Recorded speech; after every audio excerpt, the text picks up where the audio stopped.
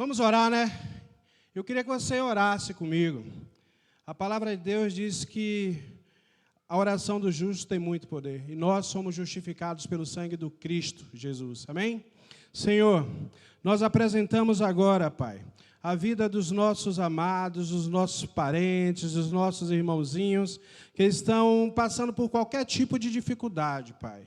Aleluia, dificuldade na área de saúde, dificuldade às vezes na área emocional, Senhor. Nós apresentamos essas vidas, nós clamamos pelo Teu sangue sobre essas vidas, aleluia, restaurando, curando, aleluia, transformando, Senhor Deus. Aleluia, que nesses dias, talvez assim, de isolamento, de espera, Pai, possam ser dias mais intensos ainda, Pai, no conhecimento da Tua palavra, na experiência da Tua presença, Paizinho. Aleluia, aleluia, e que todos saibam que Tu és Deus, e que todos saibam que Tu cuida de cada um de nós. Aleluia, aleluia, e é em nome de Jesus que nós Te agradecemos, Pai. Amém, amém e amém. Aleluia, igreja. Aleluia. Quando o Elton estava trazendo a palavra logo cedo, falando assim de como Deus cuida das pessoas, de como Deus está perto, eu pensei o seguinte: qual é a resposta de um cristão, de um discípulo, se alguém perguntar, como é que você está? Na pior das hipóteses, pouco melhor. Você está pouco melhor, porque sempre você está melhor. Na hipótese normal, médio melhor. Na hipótese boa, excelentemente melhor, mas sempre melhor. Porque Paulo fala uma coisa interessante, amados. Paulo fala assim, ó, o morrer ou viver é Cristo. E nós estamos em Cristo. Então não tem nada que nos abale. Aleluia. A não ser a falta de experiência em tecnologia da pessoa que vos fala. Mas a fé permanece. Amém.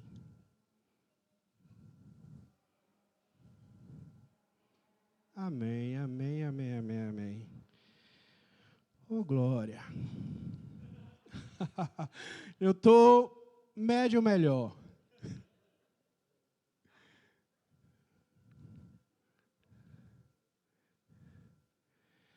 Enquanto eu falo, quem tem experiência aqui, por favor, me ajude. Rodrigo. Rodrigo, em apresentações, eu tenho uma apresentação que eu gravei. É tipo o PowerPoint do Google. Mas vamos lá. Enquanto não abre ali, como eu fiz, eu devo me lembrar, né? Semana passada, a Nilis trouxe para a gente a Bíblia, trouxe para a gente o fascínio de ler a Bíblia, porque o que você pode encontrar na Bíblia, o que você vai encontrar na Bíblia, o que você deve encontrar na Bíblia, é a revelação do Criador, a revelação de Jesus. E isso é tremendo. Então, Nilis, durante o discurso dele, ele falou sobre Adalto Lourenço. Eu fui pegar o livro dele e fui ler um pouquinho. E em cima desse livro, me saltou aos olhos uma experiência que ele escreve no livro sobre a assinatura de Deus. Aí, quando eu vi assim a assinatura de Deus, eu fui ler, fui reler. O que é a assinatura de Deus? Adalto Lourenço fala no seu livro Gênesis 1 e 2 que Deus, como todo artista, deixa uma pista em suas obras. Se a gente pegar uma obra de Monet, a gente reconhece que foi um Monet. As pessoas que conhecem, que entendem de arte, sabem que foi um Monet que pintou. Se você pega uma obra de Picasso, aquele surreal, aquela loucura de imagem, a cabeça para trás, o olho na frente, o olho nas costas, você reconhece que é um Picasso. Deus também deixou uma trilha para que a gente reconhecesse nas coisas visíveis a sua assinatura. E aí eu fui ler o que Adalto Lourenço fala sobre isso. O que Adalto Lourenço fala sobre isso, e fiquei fascinado. Nilis, semana passada, em Gênesis 1 e 2, ele falou logo que no Gênesis 1, Gênesis contemplava tudo que existe, matéria, espaço e tempo. Correto? Aí, o que é que esse livro fala? Eu acho que não vai ajudar não, né, Ana? Vai dar tudo certo? Amém. Então, o que é que esse livro fala? Ele fala, pense bem, o tempo, ele é dividido em passado, presente e futuro, em 3. Mas os 3 são o tempo. O presente, o passado e o futuro, os 3 são o tempo. 1. Vai vendo a pista. Vamos ver mais aqui a matéria. A matéria, o átomo. O átomo é subdividido em prótons, elétrons e nêutrons. 3. Mas os 3 são um átomo. Vamos ver mais.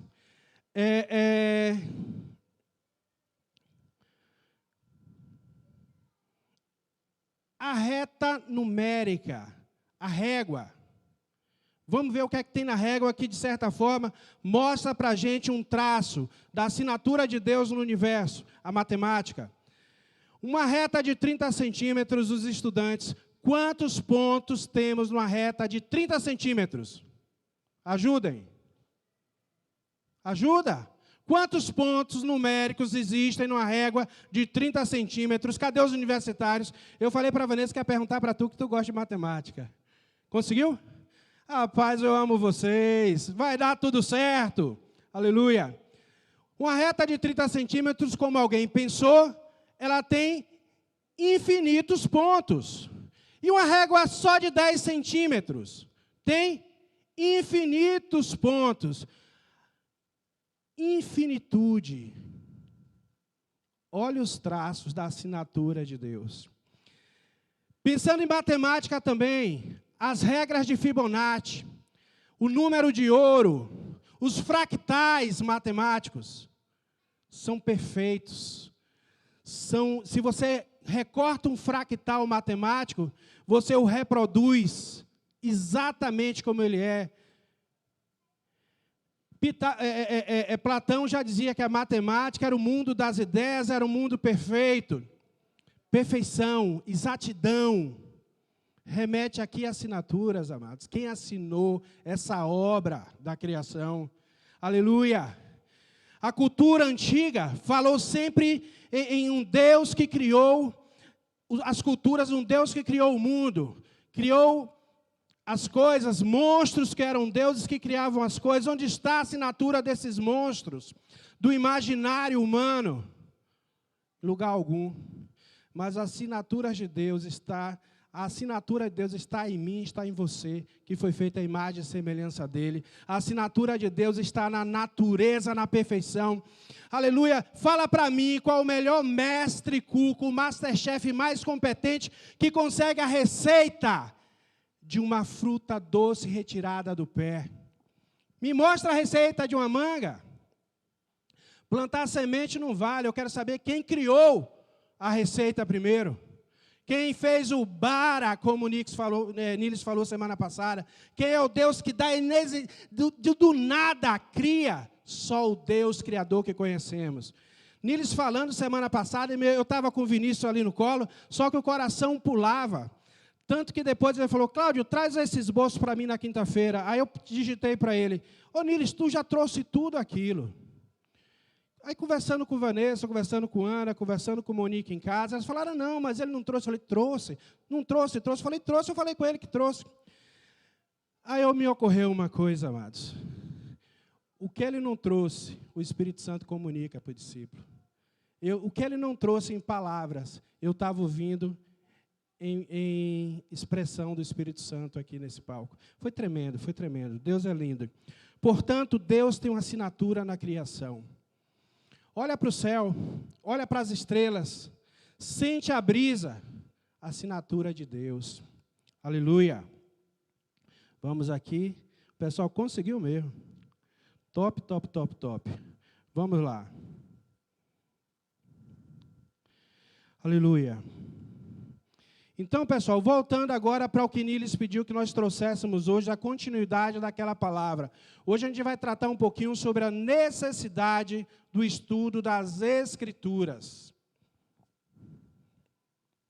Por que devemos estudar a Bíblia? Ela é o único manual do discípulo na vida cristã e no trabalho do Senhor. Eu queria que abrisse Efésios 2:20, por favor. Por que devemos estudar a Bíblia? Aleluia. Fala o seguinte: edificado sobre o fundamento dos apóstolos e dos profetas, tendo Jesus Cristo como pedra angular. Onde você vai encontrar isso? No estudo da Bíblia. Onde você vai encontrar a história, a prática, a vida, a construção dos apóstolos do Senhor? Na Bíblia. Aleluia. 1 Pedro 2:9, por favor. A gente vai ouvir alguns textos. 1 Pedro 2:9.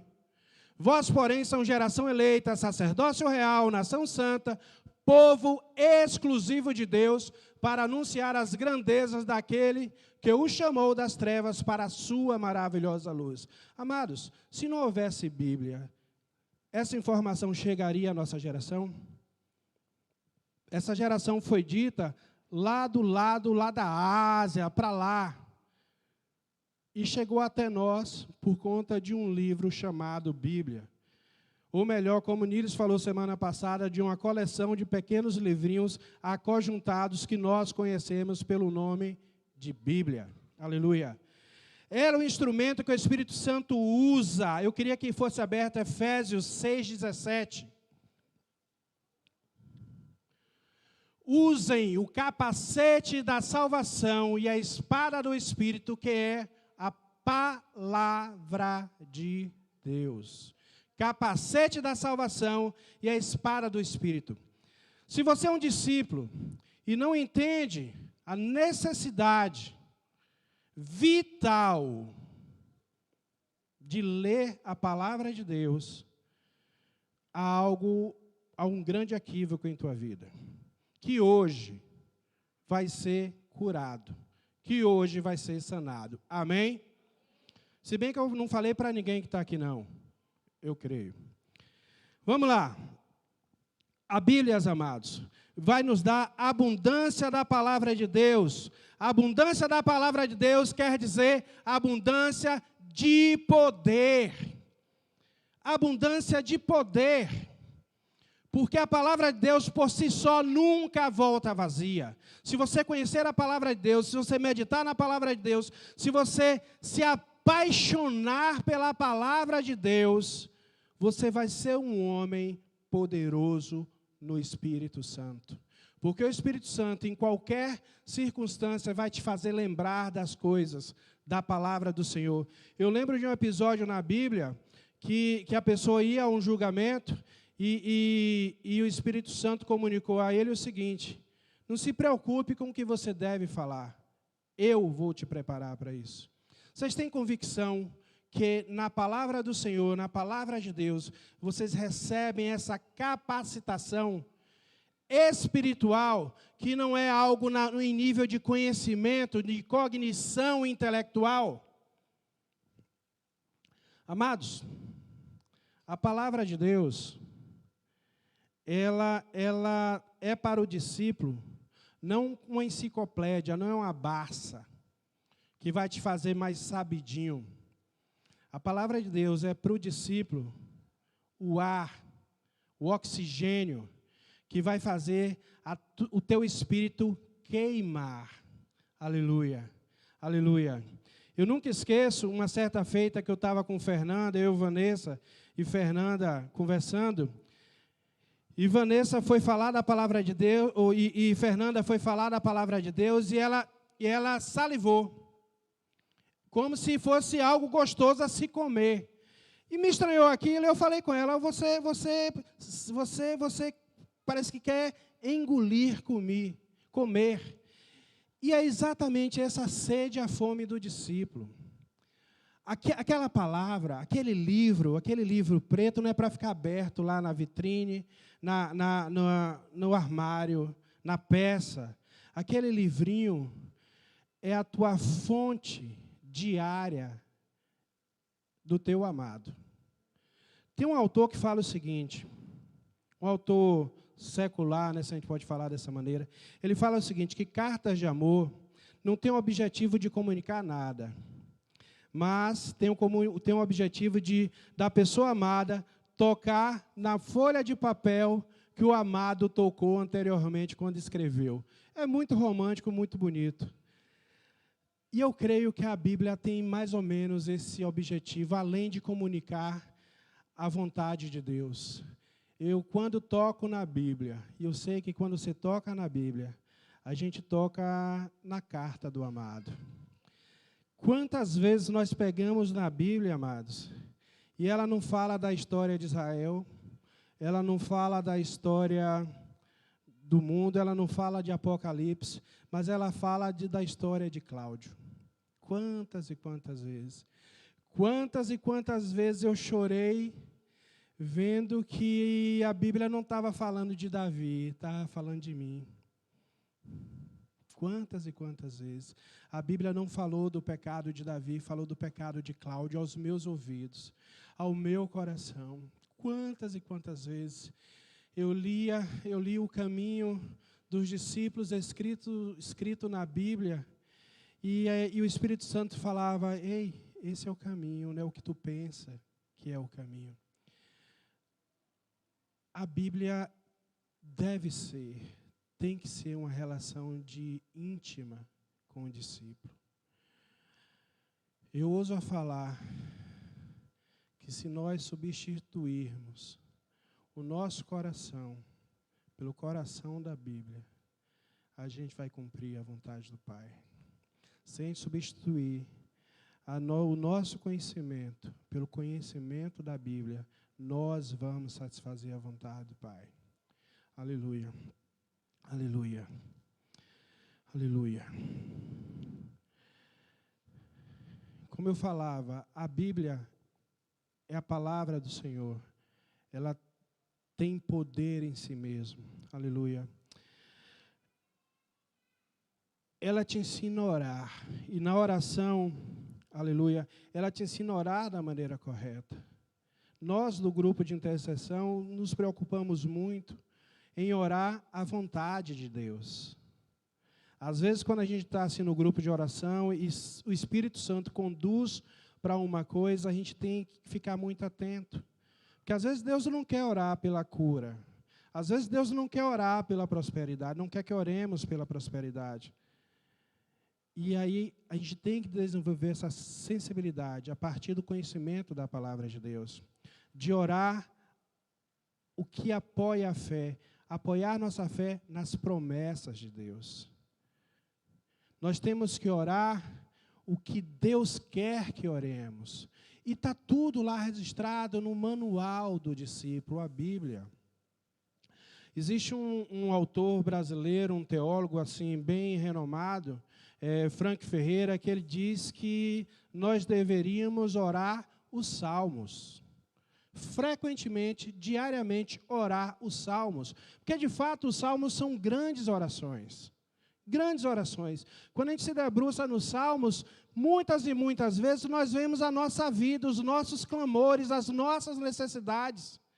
E a gente pega nos salmistas, que foram vários, a maior parte Davi, a gente pega nos salmistas um exemplo claro de como nós devemos procurar Deus em oração. Além do que, nós temos lá em Mateus Jesus, na palavra de Deus, lá no livro de Mateus, ensinando nós como devemos orar. Aleluia. E só um recorte nessa parte. Quando Jesus manda que oremos, Jesus não fala assim, orem a Yahvé, orem ao Todo-Poderoso, orem ao Onipotente. Tudo isso é verdade. Ele fala assim, orem ao Pai que está nos céus. Aleluia. Se não houvesse Bíblia, aleluia, talvez nós nunca teríamos memória desse momento em particular. O momento em que o Filho revela o Pai nas orações dos discípulos. Aleluia. Nunca mais na vida, quando eu tive essa revelação, eu procuro Deus em oração como o Senhor. Ele é o Senhor, mas Ele é Pai, Ele é Paizinho. Aleluia. Por quê? Se Jesus falou, Jonatas, é assim que Deus quer ouvir. Amém ou não amém? Aleluia. Aleluia. Vamos mais para frente. Aleluia. A Bíblia, ela enriquece espiritualmente a vida do cristão. Salmo 119, 72. Salmo 119, 72. A Bíblia enriquece espiritualmente a vida do cristão. Para mim, vale mais a lei que decretaste do que milhares de peças de prata e ouro. Salmo 119, 72. Para mim, vale mais a lei, para mim, vale mais a tua palavra do que o ouro da face da terra. Aleluia. Do que qualquer outra proposta. Porque na tua palavra eu te encontro. Na tua palavra eu te toco. Na tua palavra, Senhor, eu te vejo. Você olha a Bíblia dessa forma? Você lê a Bíblia dessa forma? Sabendo que você está tocando na palavra de Deus? Amados, Niles falou semana passada, de maneira impressionante, são mais de 40 autores. São milhares de anos envolvidos e concatenados, arrumados na forma de Bíblia. Aleluia. Os evangelhos são maravilhosos. As cartas paulinas são de uma riqueza impressionante. O livro da revelação, o Apocalipse, é uma delícia para os que creem no Senhor. Amém? A Bíblia, ela te enriquece espiritualmente. Você fica sólido, você cria raízes. Eu li uma estatística que eu me assustei, pesquisando um pouco para falar, e dizia que 65%, aí eu vou usar o termo correto, que a pessoa usou corretamente, dos crentes não leem a Bíblia. 65% dos crentes leem a Bíblia. Aí eu vou colocar a nossa estatística. 100% dos discípulos leem a Bíblia. Amém? Porque não faz sentido, amados. Não faz sentido a gente viver e não ter uma relação com a Bíblia, não ler a Bíblia. E não é ler de tanto em tanto tempo, é ler como o pão diário. Não é à toa que essa congregação tem a prática do devocional diário. O que é o devocional? É aquele momento que você tem contato com um livro? Não. É o momento que você tem um contato, você acorda, você tem um contato com a palavra de Deus. Aleluia. E se você tem contato com a palavra de Deus, você tem contato com o próprio Deus. Aleluia. Aleluia. Aleluia. Aleluia. Aleluia. Discípulo, 100% lê diariamente a palavra. Aleluia. Aleluia, Senhor. Mas, pessoal, ler a palavra tem várias maneiras de lê-la. Eu posso ler en passant, de maneira rápida, sem profundidade. Eu posso ler buscando responder os meus desejos. Eu vou contar uma história para vocês há muito tempo atrás, há décadas atrás. Eu fui um garoto, vi Jonatas pequenininho, viu? Lá na congregação que congregava. Eu fui parceiro de futebol do pai de Jonatas. Aleluia. Ele pregou para mim, não foi ele que proclamou para mim. Olha bem, uma certa feita, eu decidi estudar a palavra de Deus. Decidi estudar. Peguei o Novo Testamento, em uma semana eu degluti o Novo Testamento. Termos complexos, questões polêmicas, era o que me abraçava. No meu coração, eu falei assim, eu vou conhecer a Deus.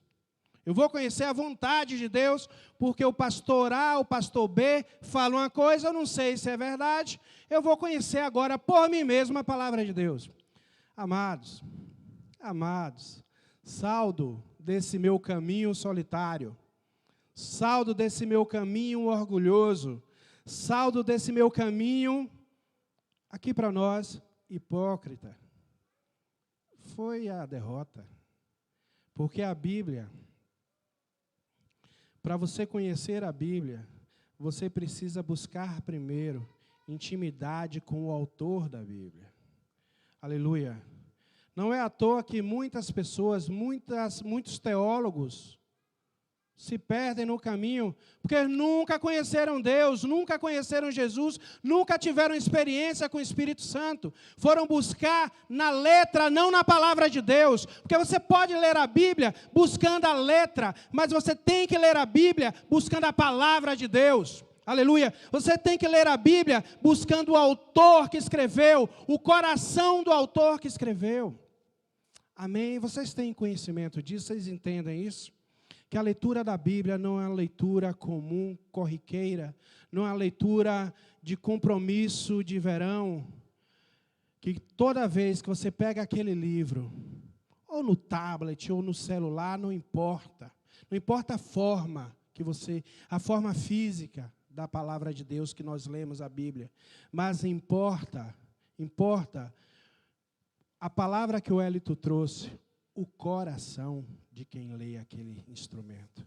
Se o teu coração tem o objetivo de tocar o coração do amado, a Bíblia vai te fazer, aleluia, um filho, através do sangue de Cristo, filho amado, filho em que Deus se compraz. Tudo isso realizado e conquistado por Cristo Jesus. Aleluia?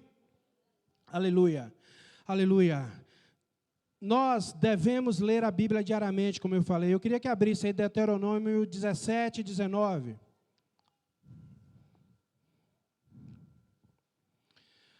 Aleluia. A palavra de Deus fala o seguinte: trará sempre essa cópia consigo e terá que lê-la todos os dias da sua vida.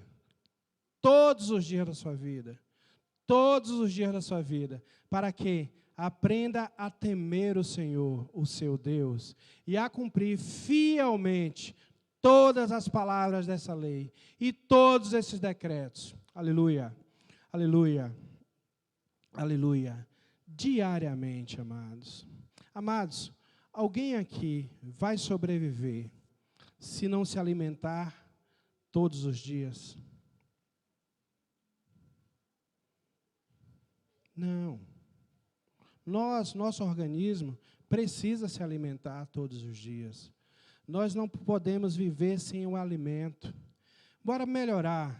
Algum de nós aqui consegue sobreviver sem respirar todos os dias? Não.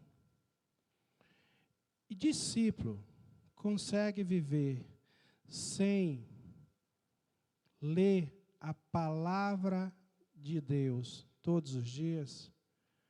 Crente talvez, amados. Discípulo não.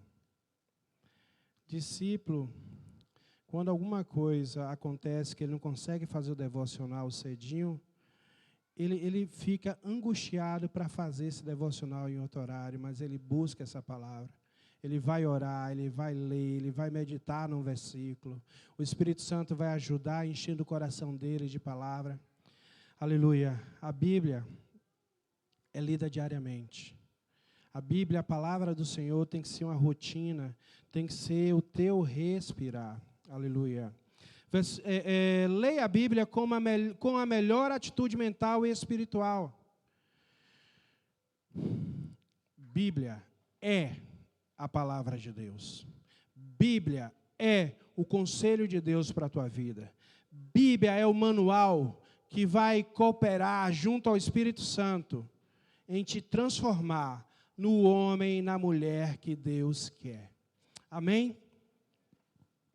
Na Bíblia, amados, se você conhecer a Bíblia, a palavra do Senhor, você vai ser um homem melhor, um marido melhor, um filho melhor, um colega melhor. Aleluia. A mulher da mesma forma. As crianças, muitas vezes, hoje mais cedo, eu falava sobre manual para educar filho. Hoje nós temos, assim, vertentes da psicologia que discutem entre si. Uns acham que se deve corrigir de tal maneira, outros acham que deve se corrigir de tal maneira. E achismos e achismos e achismos de quem? nunca, nunca, nunca, nunca criou nada. Trouxe à existência nada. Só cuida. Pessoas que, na maioria das vezes, você vai conhecer a história, traz vergonha. Mas a Bíblia, amados, tem um manual de criar filhos, escrita por quem, meus amados? Por aquele que criou todas as coisas, Deus. Então, se a Bíblia diz que A é A e pronto. Não existe filosofia, não existe psicologia, não existe terapia, existe Deus, e através de Deus e todo o seu conselho, a vida. Vocês têm que descobrir que ler a Bíblia é o caminho de acesso à vida. Aleluia. Conhecer a palavra de Deus é o caminho de acesso à vida. Aleluia. Aleluia. Vocês têm que ler a Bíblia com atitude devocional humilde. Humilde. Humilde. Abre aí, por favor, Tiago 1:21.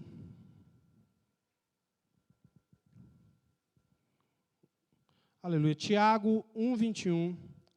Portanto, livrem-se de toda impureza moral e da maldade, que prevalece e aceitem humildemente a palavra implantada em vocês, a qual é poderosa para salvá-los. Todo o meu discurso está atrelado a uma verdade. A Bíblia, a palavra de Deus, é recheada, é completa de poder. Você não pode ler a Bíblia como você lê qualquer livro. Você não pode assumir uma responsabilidade, a gente está começando o ano, a responsabilidade da leitura anual, como se aquilo fosse uma leitura escolar, uma leitura para um aprendizado efêmero. A leitura da Bíblia, amados, é um aprendizado para a eternidade. De todos os livros que você pode ler, livros de coach, de ajuda, mentoria, livros de homens fantásticos da mídia, de todos esses livros, o único que te transforma verdadeiramente, aleluia, que faz o pó, aleluia, que faz o pó da terra se transformar em filho de Deus através do sangue de Cristo, te prepara, te molda, é a Bíblia. Às vezes a gente vê um cursinho daquele, lê um título lindo, porque você pode, porque você é vencedor, e a gente não vê mudança nenhuma na nossa vida. Porque são livros, são homens falando.